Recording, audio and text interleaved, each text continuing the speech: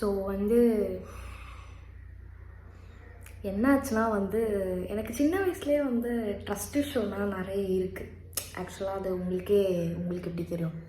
என் கூட இருக்கிறவங்களுக்கு தெரியுமான்றது எனக்கு ஃபஸ்ட்டு தெரியாது. எனக்கு ஆல்ரெடி நிறைய ட்ரஸ்ட் இஷ்யூ இருக்குது. ஸோ வந்து அந்த வரிசையில் வந்து ரீசெண்டாக வந்து இதில் போயிட்டு நான் விழுந்துட்டேனே அப்படின்ற மாதிரி எனக்கு ஃபீல் ஆனதுன்னு பார்த்திங்கன்னா இந்த ஆல்ரெடி யூடியூப்பில் வந்து ப்ரொப்பேன்னு வந்து போட்டுட்ருக்க அந்த பேர் தான் டெக் பாஸ் தான். ஸோ வந்து டெக் சூப்பர் ஸ்டார், ஓகேவா? டெக் பாஸ் நானே விழுந்தாலும் பரவாயில்ல, ஆனால் அவன் விழாமல் இருக்கக்கூடாது, அவனையும் சேர்த்து அடி, என்ன அடித்தாலும் பரவாயில்ல அவனையும் சேர்த்து அடி அப்படின்ற மாதிரி ஒரு என்ன க்ரைட்டீரியாவில் நீங்கள்லாம் வருவீங்கன்றதே எனக்கு சுத்தமாக ஐடியா இல்லை. இப்போ இந்த ஸ்கூல் பசங்களாம் வந்து எல்லோரும் ஒன்றா இருப்பாங்க, ஒரு பர்சன் கிட்ட போயிட்டு தான் நம்ம வந்து சீக்ரெட்ஸை சொல்லுவோம். ஆனால் வந்து அவன் சொல்ல மாட்டான் அப்படின்ட்டு திடீர்னு அவனே எனிமி ஆகும்போது இவனோட சீக்ரெட் நமக்கு தெரியும் அப்படின்னு சொல்லிட்டு மொத்தமாக முடிச்சு விடுவான் தெரியுமா, ஒரு பவர்ஃபுல்லான ஒரு ஃபைட்டில். அந்த மாதிரி இருக்கு எனக்கு டெக் பாஸை பார்க்கும்போது. ஸோ ஆக மொத்தத்தில் எவனையுமே நம்ப மாட்டேன் அப்படின்ற மாதிரி எனக்கு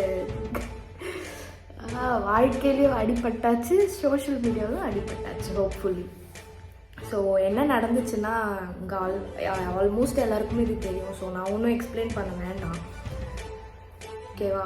ஸோ பேசிக்காக நான் சொல்கிறேன், பெய்டு அதாவது ப்ரமோஷனுக்காக வாங்கப்படுற பொருட்கள்லாம் வந்து ப்ரமோஷன் பெய்டு அப்படின்னு டேகை மென்ஷன் பண்ணாமல் அவங்க வந்து ப்ரமோஷன் பண்ணுறது தான் இந்த பிரச்சனை. சரியா? உங்களுக்கு புரிஞ்சிருக்கும்னு நினைக்கிறேன். புரியாதவங்க சிட் ஃப்ரீக்வன்சியை பாருங்க. எதுவும் பண்ண முடியாது, அது எனக்கும் தெரியும், ஆனா இவனால முடியும்.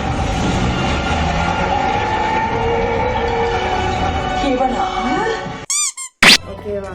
இல்லைன்னா வந்து மன்னிச்சோ சேனலை பாருங்க. அவங்க யார் இன்னொரு 2-3 அந்த லிஸ்ட்டில் நிறைய பேர் வந்துட்டு இருக்காங்க. எனக்கு அதுதான் ஒன்றுமே புரியலை. இப்போ ஒரு ப்ராடக்ட்டு நம்ம எடுத்துக்கிறோம், அது நமக்கு பிடிக்கலையோ அதை பற்றி ஜென்யூனான ஒரு ரிவ்யூ சொல்கிறவங்க தானே நீங்கள் இன்ஃப்ளூயன்சர் அப்புறம் க்ரியேட்டர்ஸ்ன்னு நீங்கள் இருக்கீங்க. இல்லை வேறு எதுக்கு இருக்கீங்கன்னு எனக்கு புரியலையே. நாசமாக போயிருவீங்கடா. என்ன தம்பி நல்லா ஓடிட்டு கடை போய் என்ன தம்பி என்னென்ன நீங்கள் இப்படி கட்டுப்பிட்டீங்க? எல்லாம் கல்லா கட்டலான்ட்டு எல்லாம் இஷ்டமேனிக்கு ஏதாவது ஒன்று சொல்ல வேண்டியது. ஸோ நாங்களும் வந்து ஜோக்கர்ஸ் வந்து இவர் இது சொன்னாருடி, அவங்க அது சொன்னாங்கடி அப்படின்னு சொல்லிட்டு நாங்களும் ஜோக்கர்ஸ் மாதிரி வந்து அதுதான் உண்மை அப்படின்றத வந்து நாங்கள் அப்படியே பிளைண்டாக நம்பி நாங்கள் அந்த பொருளை வாங்குறதோ இல்லை அந்த பொருளை வந்து யூஸ் பண்ணுறதுலையோ வந்து இருக்குது. ஸோ வந்து இப்போது எப்படி சொல்கிறது, உனக்கு மூளை இருக்கா? 6 அறிவு இருக்குல்ல, 6வது அறிவு யூஸ் பண்ணு. 6 அறிவா 7 அறிவா? 6 அறிவு இருக்குது, ஓகேவா? 6 அறிவு யூஸ் பண்ணுங்கள். ஸோ வந்து யாருமே வந்து இப்போ ஒரு ப்ராடக்ட் வாங்குறீங்கன்னா அந்த ப்ராடக்டை வந்து ரிவ்யூ பாருங்கள். ரிவ்யூ அந்த பாக்ஸுக்கு பின்னாடியே கொடுத்துருப்பான், அதை பாருங்கள். அதை பார்க்கலன்னா நீங்கள் வந்து அந்த கடைக்காரங்கிட்டே போய் கேளுங்க, இந்த மாதிரி நான் இங்கே ஐயா நான் வந்து ஒரு ஃபோன் வாங்கினேன் ஐயா, இந்த ஃபோன் எப்படி ஐயா அப்படின்னு சொல்லிட்டு அங்கே 4-5 பேர் இருப்பாங்க, சேல்ஸ் பர்சன் சொல்லிட்டு இருப்பாங்க. அவங்க நல்லா கட்டலாம் தான் அவங்களும் இது பண்ணுவாங்க. பட் ஆனாலும் அங்கே வந்து ஒரு ஜென்யூன் ரிவ்யூ இருக்கும், கண்டிப்பாக சொல்கிறேன். இப்போ நாளை பின்ன வந்து இவங்க டெக் பாஸ் இதில் சொன்னாங்களே இதில் வந்து அப்படி இல்லையே அப்படின்னு சொல்லிட்டு அவங்களெல்லாம் போய் கேட்க முடியாது. அவங்களுக்கு பதிலாக இவங்களே கேட்டு போயிடலாம். இவனுங்களாவது ரிப்ளை பண்ணுவானுங்க, ஒன்றும் பண்ண முடியாது. சரியா? ஸோ வந்து ஒரு பொருளுக்கான ஜென்யூன் ரிவ்யூனா அந்த பொருளை யாராவது வாங்கியிருக்காங்களா முன்னே கண்டிப்பாக உங்களுக்கு வந்து யாராவது வாங்கியிருப்பாங்க. அப்படியே தெரியாதவங்க வாங்கி நீங்கள் யூஸ் பண்ணணும்னு நினைக்கிறீங்கன்னா வாங்கி யூஸ் பண்ணுங்கள். யூஸ் பண்ணிவிட்டு இந்த கம்ப்ளைண்ட்ஸ்லாம் இருக்குது, ஒரு வாரம் பாருங்கள், இந்த கம்ப்ளைண்ட்ஸ்லாம் எனக்கு இருக்குது அப்படின்னு நீங்கள் சொல்லிவிட்டு நீங்கள் அந்த ப்ராடக்ட்டே நீங்கள் மாற்றிட்டு நீங்கள் வந்து வேறு ப்ராடக்டை கூட நீங்கள் வாங்கிக்கலாம். உங்களை வந்து நல்லா வந்து மண்டையை அப்படியே கழுவி மொட்டை அடித்து சந்தனம் ஊசி வச்சுருக்காங்க. ஸோ உங்கள் மரமண்டிக்கு எதுவுமே ஏற மாட்டேங்குது. எனக்கு அதெல்லாம் புரியல. இப்போது எப்படி இப்படி இது பண்ணுறீங்க அப்படின்றத எனக்கு புரியல. நான் வந்து எப்படி சொல்கிறது, டெக் பாஸ்லேருந்து யார் இந்த சுதர்ஷன் வெளியே வந்ததுலேருந்து ஸோ நான் வந்து ரொம்ப மேடாக நான் நம்பிட்டேன். பரவாயில்ல, கார்பரேட்டை எதிர்த்து வந்து நிற்கிறாருப்பா இவர் தான் ரியல் சூப்பர் ஸ்டார் அப்படின்னு பார்த்தா உருட்டு சூப்பர் ஸ்டாராக இருக்கார். என்னத்தை செய்கிறதோ எனக்கே ஒன்றும் புரியலை.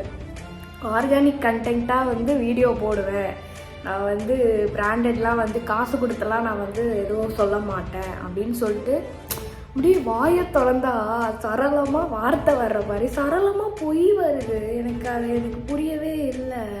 இப்போ நம்ம பொய் சொல்கிறோம் சொல்லிட்டு நமக்கு தெரியும்ல எப்படி நம்ம இப்படி பேசுகிறோம் அப்படின்னு சொல்லிட்டு கொஞ்சமாவது அந்த எத்திக்ஸ்னு ஒன்று இருக்குல்ல, நியாயம், நீதி, நேர்மை, நியாயம், கண்ணியம், கட்டுப்பாடு, அதெல்லாம் உங்களுக்கு இருக்கா இல்லை வந்து எங்கேயாவது மாட்டி வச்சுட்டு வந்துட்டீங்களா? எனக்கு ஒன்றுமே புரியல. ஏண்டா அன்னைக்கு என்ன சொன்ன, நான் உதவாக்கார இவனை காலை கழுவி குடி, நீ இப்ப நான் உதவி செஞ்சா என் காலை கழுவி நீ குடிப்பேடா? நீ கேட்ட ஒவ்வொரு கேள்வி என்ன செருப்பால் அடிச்ச மாதிரி இருக்குடா. மாதிரி இல்ல, உண்மையிலே செருப்பால தான் அடிச்சது. எனக்கு சீரியஸ்லி நோ ஐடியா. எனக்கு வந்து நீங்களாம் எந்த கிரைட்டீரியாவில் வருவீங்க, கல்லா கட்டலாம் அப்படின்ட்டு வந்துட்டீங்களா? மொத்தமாக வந்துட்டீங்களா? எதிர்கட்சிக்காரங்கிட்ட எவ்வளவு வாங்கின? நீங்க எதிர்கட்சியா இருந்தப்போ எவ்வளவு கொடுத்திருப்பீங்க? ஈவன் எல்லாருமே வந்து இப்போ ஒரு சேனல் நீங்கள் பார்க்குறீங்க, ஒவ்வொரு சேனல் வந்து இப்போது இந்த சேனல் இப்போது யார் சிக் ஃப்ரீக்வன்சி வந்து இந்த மாதிரி எக்ஸ்போஸ் பண்ணிட்டாங்க, இவங்களோட என்ன வந்து கூட்டணி நடக்கிறது அப்படின்னு சொல்லிட்டு. எனக்கு ஓகே, இப்போ இவங்களே இப்போது இவங்க கரெக்டாக சொல்கிறாங்களோ தப்பாக சொல்கிறாங்களோ ஓகேவா, இப்போ இவங்களும் வந்து கொஞ்சம் மேபி பெரிய சேனல் ஆகிட்டாங்கன்னா இப்போ இவங்களும் இந்த மாதிரி எப்படி சொல்கிறது, இந்த மாதிரி அந்த மாதிரி எந்த மாதிரி எனக்கு இவனுக்கு பண்ண உருட்டெல்லாம் பார்த்துட்டு அது என்ன, நான் ஒரு பாட்டா கூடவாது, உருட்டு வழியில் உருட்டி பொழைக்கும் குருட்டு உலகமடா நண்பா, உருட்டை பழகி கொள்ளடா, நீயும் உருட்டை பழகி கொள்ளடா. ஒருத்தனை அடிக்கிறதா பிளான் போடுறானுங்க, ஒருத்தனை வந்து மேலே வரக்கூடாது அப்படின்ற மாதிரி பிளான் போடுறானுங்க. எனக்கு என்னன்னா, நீங்கள் உங்கள் சேனலில் நீங்கள் க்ரோ பண்ணிட்டு நீங்கள் கூட போயிட்டே இருந்தீங்கன்னா இதெல்லாம் நீங்கள் கண்டுக்கவே கூடாது. ஆக்சுவலி கமர்ஷியலில் வந்து இந்த மாதிரி கார்ப்பரேட்டில் வந்து நிறைய இதெல்லாம் இருக்கும், போட்டி பொறாமையெல்லாம் இருக்கும். பட் ஆனால் இந்தளவுக்கு இருக்கணுமா? எக்ஸாக்ட்லி இந்த அளவுக்கு இருக்கணுமா? எனக்கு அதுதான் புரியலை. ஸோ இப்போது இவங்க சேனலே இவங்க தூக்கி வச்சு எக்ஸ்போஸ் பண்ணிட்டாங்க. இப்போ இவங்க சேனல்லையும் வந்து தூக்கி வச்சுட்டு வேறு யாராவது எக்ஸ்போஸ் பண்ணாங்கன்னா பாதி ஆடியன்ஸ் வந்து ஓகே, இப்போ எப்படி சொல்கிறது, டெக் சூப்பர் ஸ்டார் வந்து இப்போ வந்து தப்பு அப்படின்னு சொல்லிட்டு ஒருத்தவங்க எக்ஸ்போஸ் பண்ணும்போது, இப்போ அதே வேறு ஒருத்தவங்க வந்து இந்த மாதிரி இல்லை இவங்க எல்லாமே கரெக்டு அப்படின்ற மாதிரி எக்ஸ்போஸ் பண்ணும்போது அகெயின் இந்த மாதிரி நல்ல விதமாக வந்து சொல்லும் போது ஆடியன்ஸ் எல்லாம் அந்த பக்கம் போயிடுவீங்க. அப்போது இத்தனை நாள் இப்போது ஒருத்தவங்க வந்து எக்ஸ்போஸ் பண்ணாலும் அவங்க மரமண்டிக்கு புரியுமா சொல்லுங்கள்? அது நம்மளே வந்து தெரிஞ்சுக்கலாம். ஒருத்தவங்க வந்து எடுத்து போடுற அளவுக்கு நம்ம வந்து மக்கு பண்டாரமாக இருக்கோன்னா அது நம்ம மூளை தான் வந்து நிஜமாகவே அப்படியே வந்து என்னது மூளை மங்கிருச்சு. ஏதோ ஒரு ரிவ்யூ ஒன்று பார்க்கணுன்னா எடுத்தோடனே யூடியூப் போகிறது, ஏதோ ஒன்று. இது யூடியூப் ஜஸ்ட் ஒரு என்டர்டெயின்மெண்ட் இல்லை, தெரியாத விஷயத்த தெரிஞ்சுக்கிறது. லைக் நிஜமாகவே இப்போ தெரியாத விஷயத்த நான் தெரிஞ்சுக்கிட்டேன், நிறையவே தெரிஞ்சுக்கிட்டேன் யூடியூப் மூலயமா. எனக்கு ரியலி வந்து ஒரு மாதிரி நம்ப முடியலையான்னு தெரியல. எனக்கு நிஜமாகவே கஷ்டமாக இருந்துச்சு. ஏன்னா நான் மன்னிச்சோ ஒரு வீடியோ போட்டிருந்தாங்க இந்த மாதிரி, அவங்க வந்து யார், ஸோ இந்த வரிசையில் வந்து இப்போ வந்து திருப்பி வந்து பொட்டேட்டோ கேர்ளை பற்றி நான் பேசுகிறேன். என்னென்னா எனக்கு அவங்கள ரொம்ப பிடிக்கும், அவங்க ஐ மேக்கப்லாம் அழகாக போடுவாங்க, ஸோ எனக்கு ரொம்பவே பிடிக்கும். ஸோ அவங்களுமே பெய்ட் ப்ரமோஷன்ஸ்லாம் பண்ணுறாங்க போல். பட் ஆனால் அது பெய்டுன்றதை மென்ஷன் பண்ண மாட்டாங்க. இது ஒரு ரிவ்யூ ப்ராடக்ட், இது ஆடு, இது பெய்டு அப்படின்னு சொல்லிட்டு ஏன் மென்ஷன் பண்ண மாட்டேறீங்க? நான் அது மாதிரி காசு வாங்கிட்டு நான் பண்ணுறேன்றது அது உங்களுக்கு என்ன, அதில் என்ன இந்த மாதிரி தான் நான் பண்ணுறேன் அப்படின்றது உங்களுக்கு அவங்க மக்களுக்கு தெரிஞ்சால் அப்படி என்ன உங்களுக்கு ஆகுது? எனக்கு அது ஒன்றுமே புரியலை. ஈவன் எனக்கு வந்து எப்படி சொல்கிறது, அவங்க யாருக்கோ கேமராமேனுக்கு யாருக்கோ கேக் கட் பண்ணியிருக்காங்க. ஸோ அதை வந்து ஒரு பிராண்ட் இருக்குது அதில், ஓகேவா? அது என்ன பிராண்டுன்றதை வந்து நான் வந்து மென்ஷன் பண்ணுறேன். அதில் ஒரு பிராண்ட் இருக்குது. ஸோ அட் லாஸ்ட்டு வந்து அந்த கேமராமேனுக்கு வந்து எல்லா கேக் கட்டிங் பண்ணி முடிச்சதுக்கப்புறமும் பட் ஆனால் அது வந்து ஆடுன்னு மென்ஷன் பண்ணியிருக்க மாட்டாங்க. அதான் அது ஒரு பக்காவான கமர்ஷியல் ஆடு, ஓகேவா? அதுக்காக மட்டும்தான் அதை வந்து இது பண்ணியிருக்காங்க. ஒரு 3 பேர் கமெண்ட்ஸில் சொல்லியிருக்காங்க இது ஆடா அப்படின்னு சொல்லிட்டு.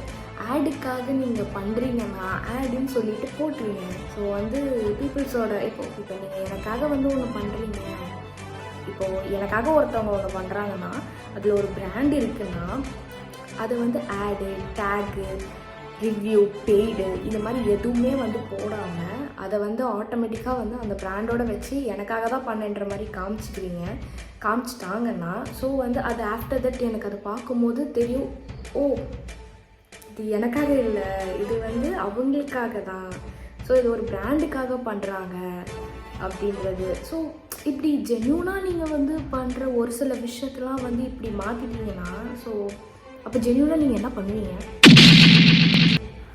எனக்கு அது கொஞ்சம் சொல்லுங்கள், லிஸ்ட் அவுட் பண்ணி சொல்லுங்கள், ஜென்யூனாக நீங்கள் என்ன பண்ணுவீங்க அப்படின்றத. ஸோ எனக்கு ஒன்றும் புரியலை. ஆக மொத்தத்தில் வந்து என் ட்ரஸ்ட் இஷ்யூ வந்து கிராஃப் லெவலில் இப்படி தான் ஏறிக்கிட்டு இருக்கு, இப்படி இறங்கலை. ஸோ இதுலேருந்து என்ன தெரியுதுன்னா, எவனுக்குமே நம்பக்கூடாது. உனக்கு ஒரு ப்ராடக்ட்டை பிடிக்குதா, உனக்கு ஒரு பர்சனலாக ஒரு விஷயத்த வந்து பற்றி தெரியணுமா, கூகுள் இட் இல்லையா, அந்த டப்பா பின்னாடியே போட்டுருவாங்க என்ன நல்லா இருக்குது, இதெல்லாம் அஃபென்ஸா, இல்லை வந்து என்னது உடம்புக்கு கெட்டதா, இல்லை வந்து இந்த ப்ராடக்ட்லாம் யூஸ் பண்ணால், இல்லை இந்த டெக் ரிலேட்டடாகவே எடுத்துக்கோங்களேன், இந்த ஸ்பெசிஃபிகேஷன்லாம் இல்லையா, சரி அதை வாங்க. ஸ்பெசிஃபிகேஷன் வேணுமோ அதெல்லாம் நீங்கள் வந்து வாங்கிக்கோங்க. கேமராக்குன்னா இந்த மாதிரி வேறு ப்ராண்ட் இருக்கும், இல்லை வந்து நார்மல் யூஸ்க்குன்னா வந்து நீங்கள் வேறு ப்ராண்ட் யூஸ் பண்ணுவீங்க, அந்த மாதிரி நீங்கள் யூஸ் பண்ணிக்கோங்க. ஒருத்தர் சொல்லி தான் வந்து நீங்கள் அந்த ப்ராடக்டை வந்து இப்போ நல்ல ப்ராடக்ட் நிறையவே இருக்குது. இவன் ஒரு ப்ராடக்டை ப்ரமோட் பண்ணுறான், ஸோ அந்த நல்ல ப்ராடக்ட்லாம் அப்படியே டம்மி பண்ணி பேசுகிறான். எனக்கு அதுதான் புரியல. நீ காசு வாங்கிட்டு பே பண்ணுற, பெய்ட் ப்ரமோஷன் கொடுக்குற, நீ அதை மட்டுமாச்சும் பார்க்கலாம்ல, அதையும் நீங்கள் பண்ணுறது கிடையாது. ஒரு பொருளை அடித்து தான் ஒரு பொருளை நீ இது சொல்லணும்னா நீ காசு வாங்கிட்டு நீ அந்த போட்ட பொருளுக்கு மட்டும் நீங்கள் பண்ணுங்கள். இப்போ ஒரு பொருளை வாங்குறீங்க, அதுக்கு நீங்கள் காசு வாங்கிட்டீங்க, பெய்ட் ப்ரமோஷன், அந்த பொருளை பற்றி மட்டும் நல்ல விதமாக பேசுங்க, தப்பே கிடையாது. ஆனால் இன்னொரு பொருளை வந்து நீங்கள் அடிக்கிறீங்க பார்த்தீங்களா, என்ன சொல்கிறது, வெங்காயத்தை நல்லா தாளித்ததுக்கப்புறம் தக்காளியும் தாளிக்கணும், இல்லைனா வந்து நல்லா இருக்காது, சரியா? ஸோ அதுதான் உங்களுக்குன்னு ஒரு இருக்குது, அதை யோசிச்சு இந்த மாதிரி பேட் இன்ஃப்ளூன்ஸர் அண்ட் பேட் கிரியேட்டர்ஸ்லாம் பார்த்து நீங்கள் வந்து மண்டை கழுவி இன்ஃப்ளூன்ஸ் ஆகாதீங்க. ஸோ அதுதான் நான் சொல்லுவேன். So bye.